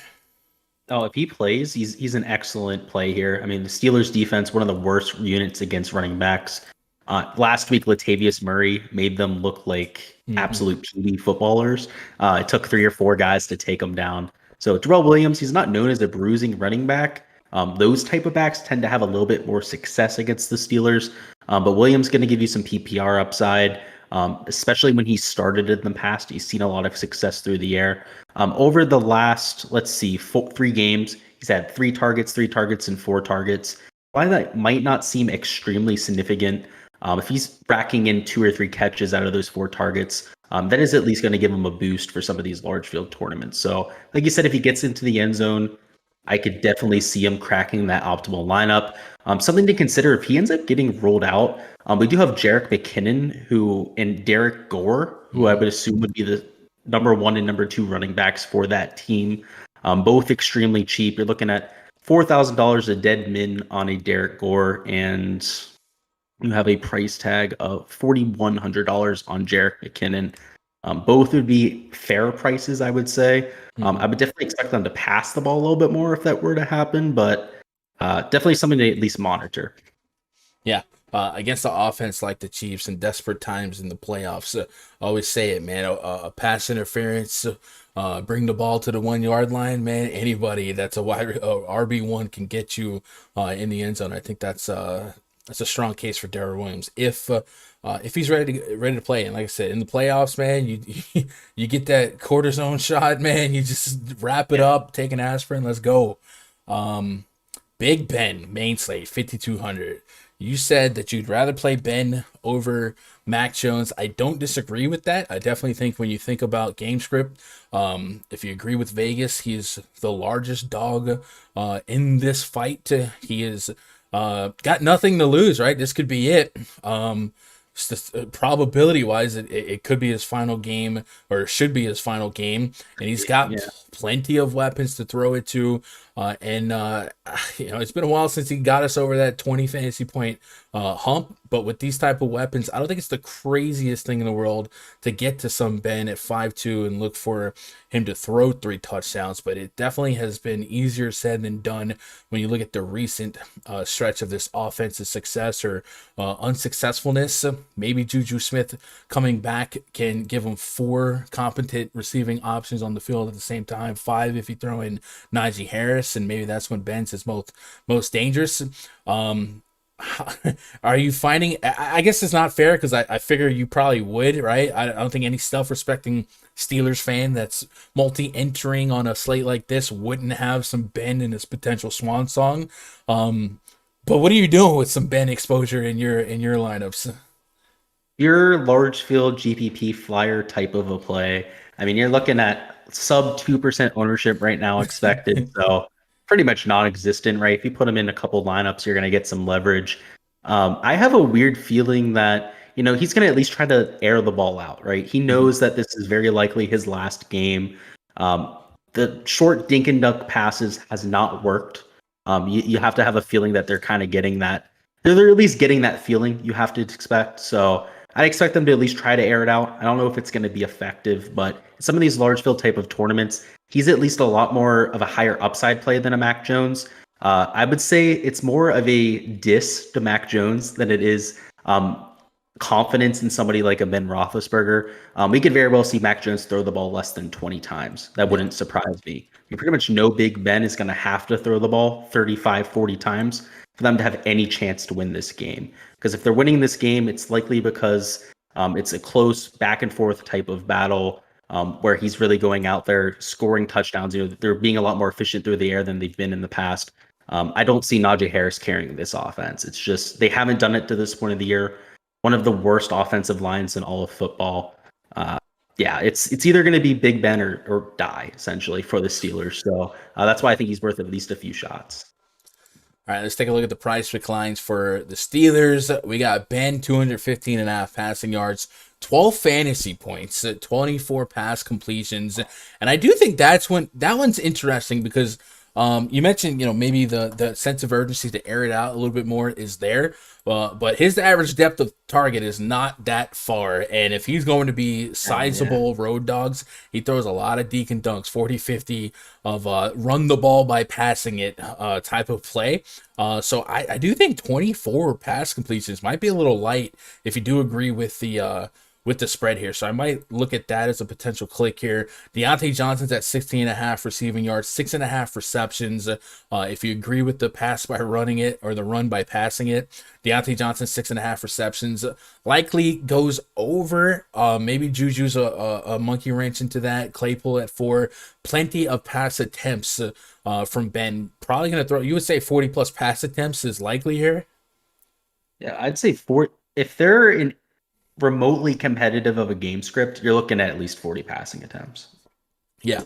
So it spread out pretty evenly. I think you can really start creating cases for all these pass catchers. I guess the one that sticks out is maybe Ben over 24 pass completions. You can make cases for Claypool, Deontay overs. Anything that stands out to you on the Steelers side of the PrizePicks table? Yeah, so the over 12 fantasy points on Ben Roethlisberger, I think that was a good one to point out there. If you take a look at the receptions props, I think the over on somebody like a Chase Claypool, if we end up getting Juju Smith-Schuster rolled out, I think that makes that a little bit of a safer pick right there. He's at 3.5 receptions right now. It's up to 4 right now. I guess that just changed. Another thing we could take a look at would be can't speak right now. Pat Friarmuth, 3.5 receptions. Same type of thing, right? There's going to be less people in the fold if Juju Smith-Schuster isn't playing. And over these last few weeks, he's been getting tons of targets, whether it's in the red zone or outside of the red zone. Friarmuth has been essentially the number 2 wide receiver on this team. He's got 9 targets last week, 6 targets the week before that, 4 the week before that, and has cashed in all but all but 3 of those into catches. So has a really high catch rate. So as long as he's getting those targets, should get there. All right, let's flip it over to the Chiefs side. Chiefs, of course, very volatile based on your but based on the truth on Tyreek Hill's health. But Daryl Williams is the first Chief on the board, 52.5 rushing yards, 18.5 receiving yards, half a touchdown. It's intriguing, but I don't need to jam that.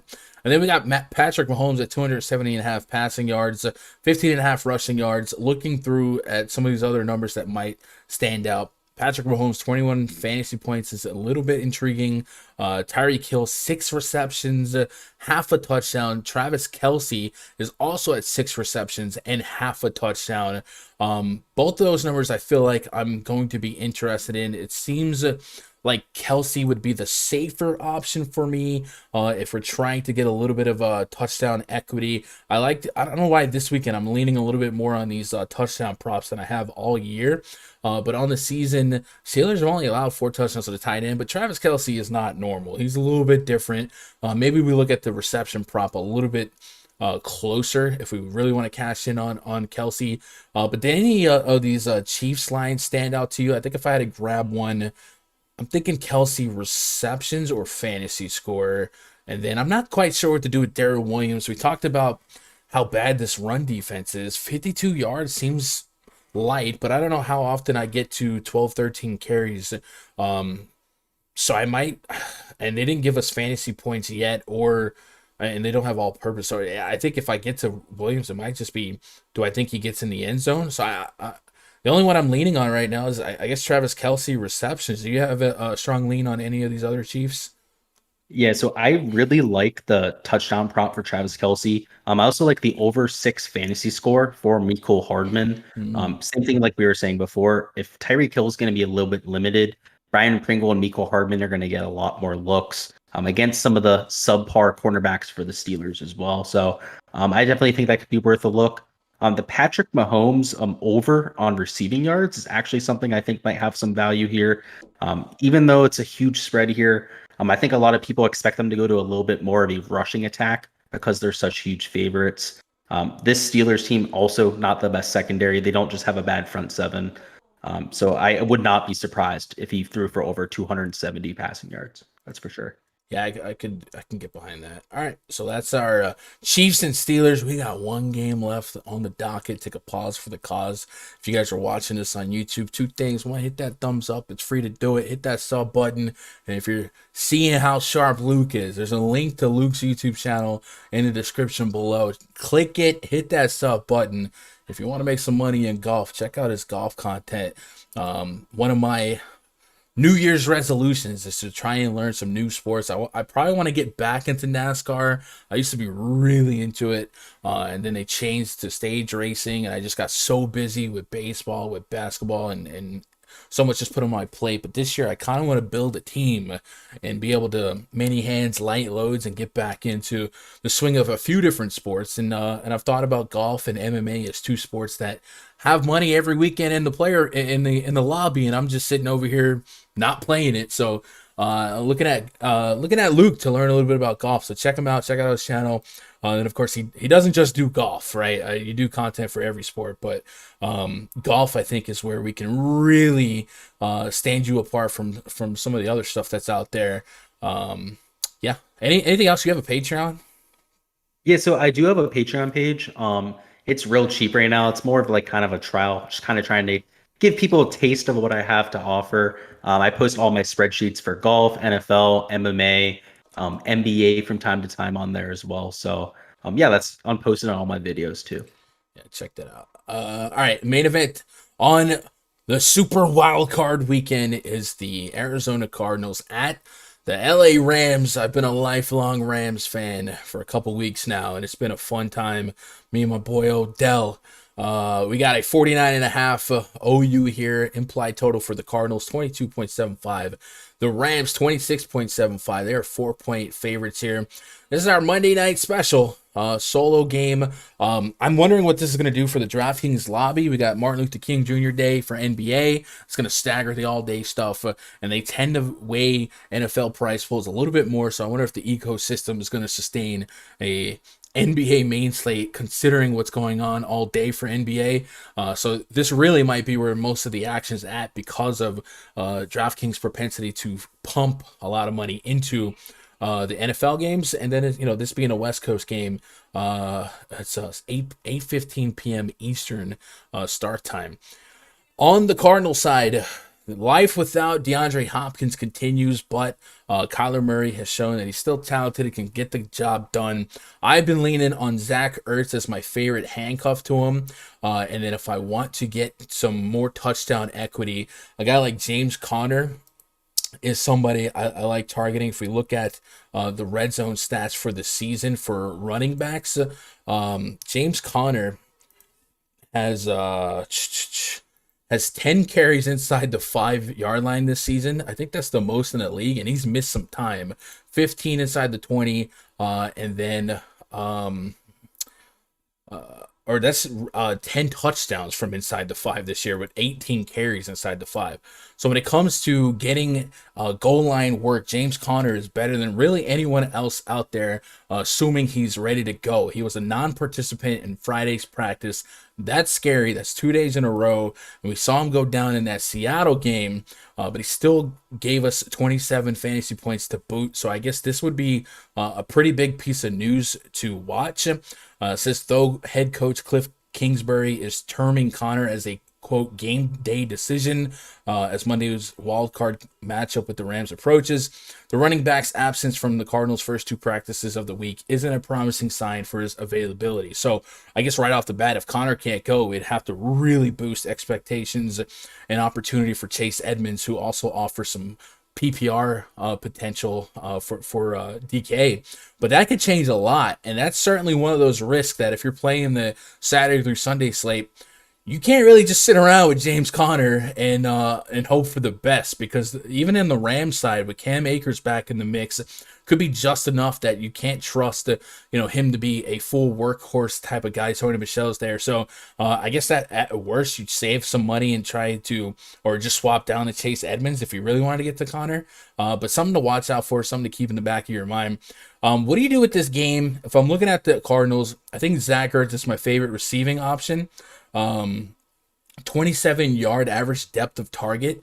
You just don't see that for tight ends that much. Like, put that in context. Travis Kelce's at 21.7, right? We got George Kittle at 26. Like, Zach Ertz is out here running some receiver-like routes, and it's not short sample size. We got 7.4 targets per game. So I really like Zach Ertz as probably one of my favorite handcuffs to Kyler Murray. Definitely one of my favorite options in a single game offering. What do you do with the Cardinals? And lead me into what you think you're going to be doing with the Rams. And not to bury the lead, but every week Cooper Kupp, the most expensive guy in the slate. And here we are again. Yeah, so this is actually my favorite game on the slate in terms of fantasy production. Whether you're playing on the 6-game slate, well, I guess mostly for the 6-game slate, because there is no day slate for the Monday slate, but yeah. It should be a competitive game. I do expect the Cardinals to be a little bit more effective than what we saw at least like a month ago. Those last 4 to 6 games of the year for the Cardinals were pretty rough. So it was nice to see them go out, score 28 points, even in a loss against the Seattle Seahawks. Even though they did only score 25 points the week before that, they did get the win against a really tough Cowboys defense. So I think some of the concerns about this Cardinals team are a little bit overblown. They should be a lot better than people are expecting them to be.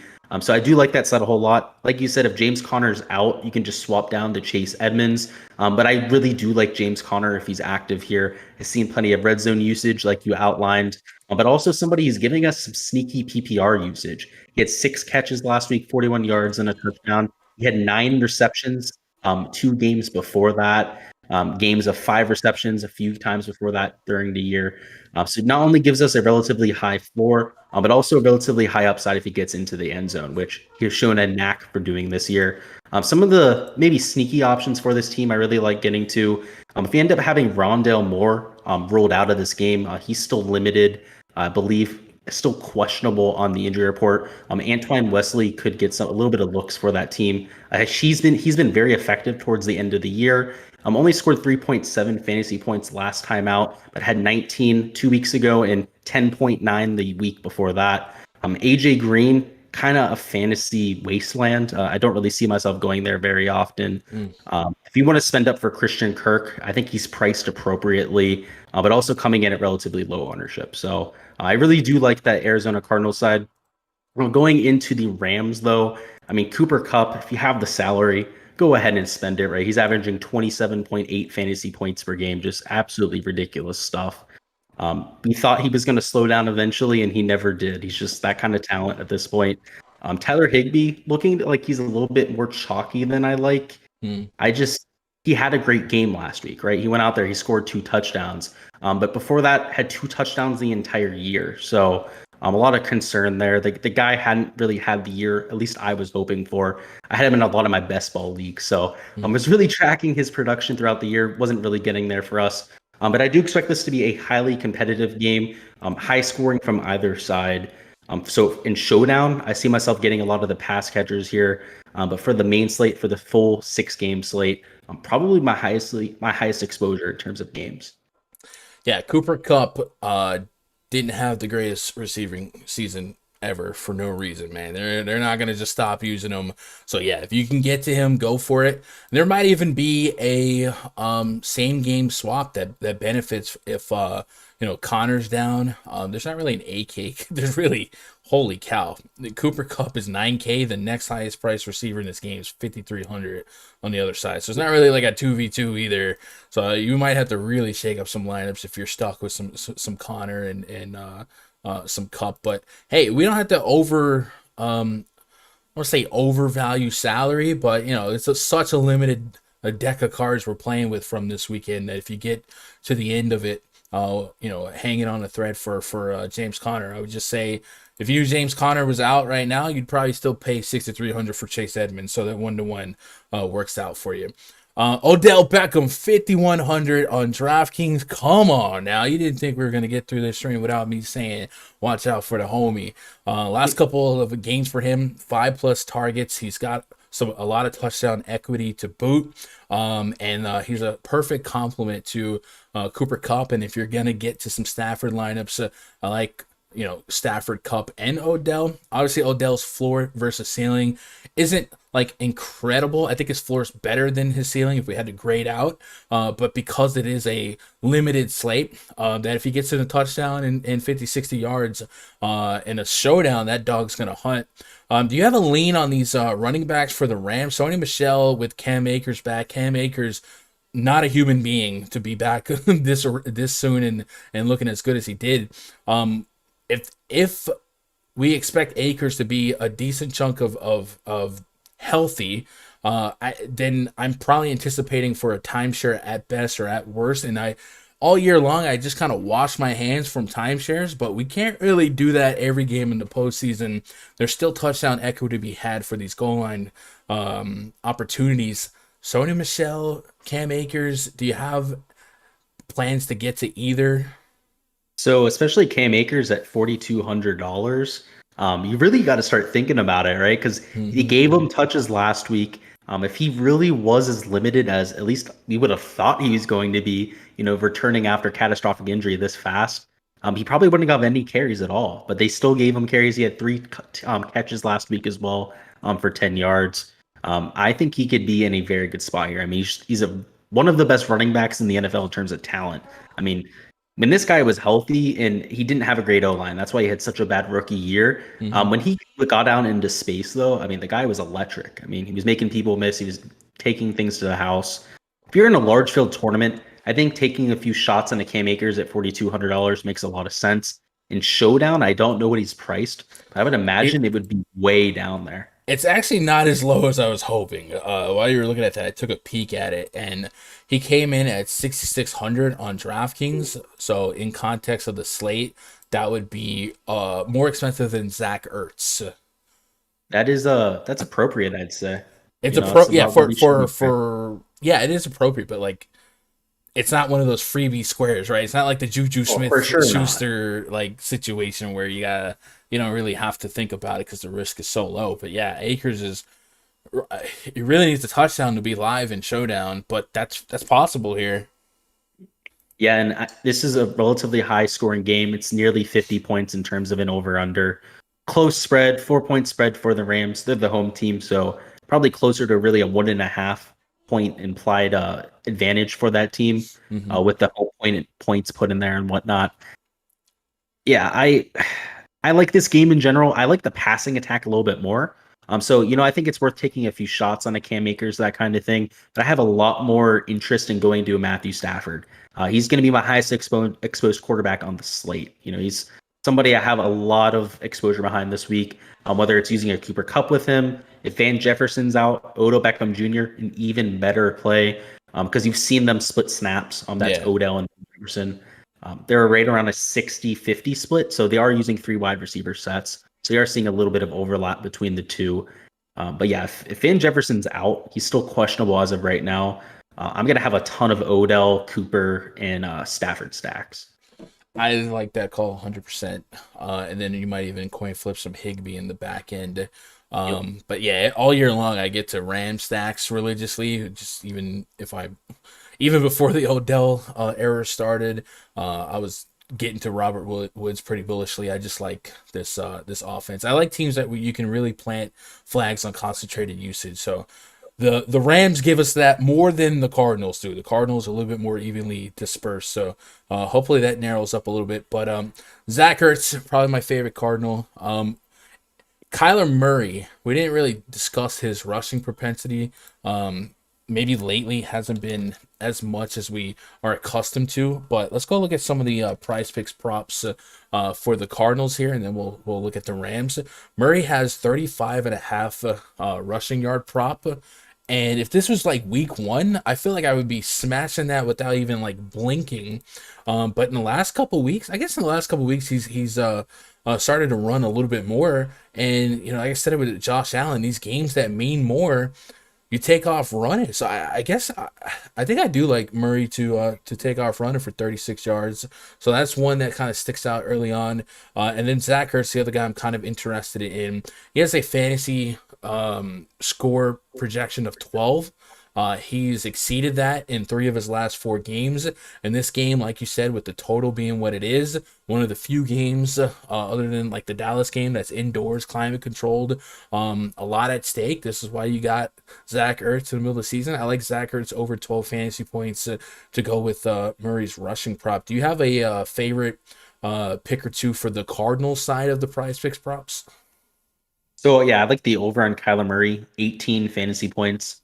Given that rushing upside that you were just talking about, he's going to go out there, probably give us at least 200 yards passing, a passing touchdown.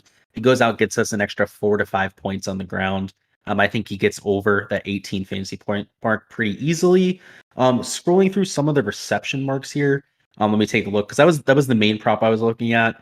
I think the over on Odell Beckham Jr. receptions would make a lot of sense if we get Van Jefferson Jr. sitting. Zach Ertz over 5 receptions, same type of story. I mean, he's been the number 1 wide receiver over there. Would see an even bigger boost if somebody like Rondale Moore ends up getting rolled out. Yeah, I agree with that. You jumped over to Rams. I wasn't ready. Oh, whoops. Sorry about that. I jumped the gun a little bit there. No, you're good. On the Rams side, I'm with you on Odell. I'll never say no to an Odell prop. They have him at 3.5 receptions. Did you see that? I feel like you just gave me a higher number. I thought I said 3.5. Oh, 3.5. You might have, yeah. 3.5. Yeah, that's doggone low for potential shootout here. So I like that. Tyler Higbee's at 36.5 receiving yards, 9 fantasy points, 4 receptions. And then if we're gonna load up on Matthew Stafford, 19.5 fantasy points seems kind of low. 23 pass completions is interesting. Half an interception. He has shown a propensity to throw the ball to the wrong jersey a few times down the stretch, and maybe in the playoffs, a defense like the Cardinals might pick up on that. He's throwing an interception or more in 4 straight games, and only one of those games did he throw just one. But the most recent game that he didn't throw an interception, ironically, against these Arizona Cardinals. But I don't hate looking at potential pick as a play here for Stafford on PrizePicks. What do you think about Stafford? 19.5 fantasy points, and then Cooper is still jacked up price-wise. But like I said, this guy didn't just have the most incredible season ever for no reason. 8 receptions is still pretty attainable for what we might expect Cooper's role to be in this offense if they're going to make a run. So yeah, I really like the over on Matthew Stafford's completions. They have him at 23 right now. I expect this to be a shootout. So if it's going to be a shootout, over 23 pass completions, that seems like a slam dunk to me. As of right now, I have him projected for 39.7 attempts. So, I mean, assuming he completes 65% of those, is on track to get the over there. Yeah, I think it makes a lot of sense.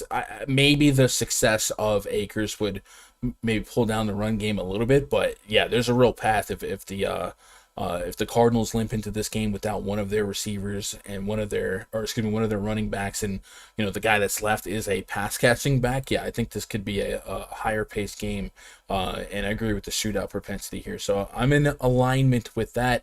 We really haven't disagreed much on many of these picks, and I like attacking these lines from a Friday night perspective. I'm interested to see if there's going to be any movement from some of my favorite calls here. So that's what we got on this one. reacting to chat real quick.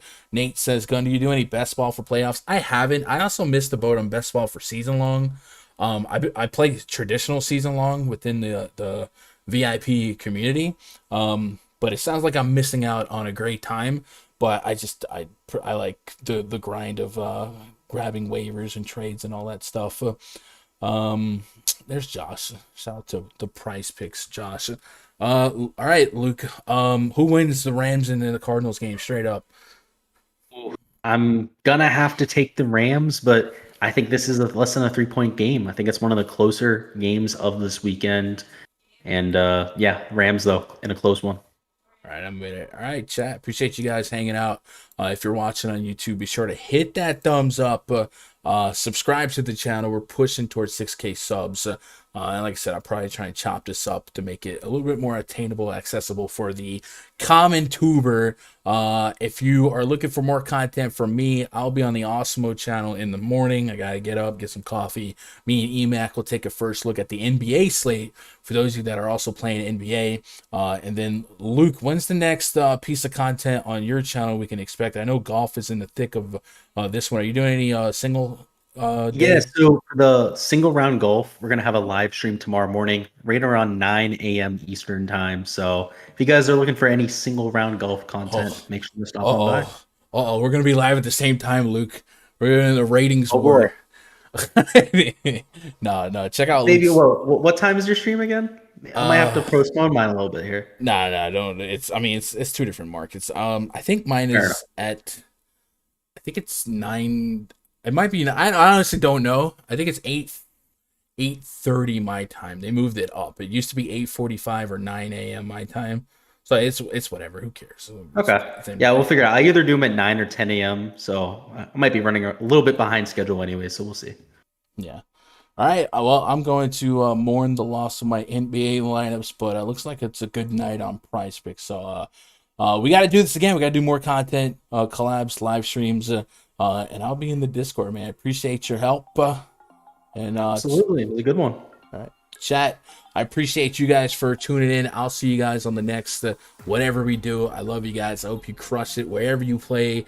NFL, DraftKings, PrizePicks, Fanduel, whatever it is. NBA tomorrow on the Osmo channel in the morning. And then look out for more content next week. It's going to get a little weird with the MLK Day on Monday, with the 2 games on Tuesday, big slate on Wednesday, small slate on Thursday. It's going to get crazy. But we're here. That's what we do. I love you guys. Good luck. God bless. And go win some money.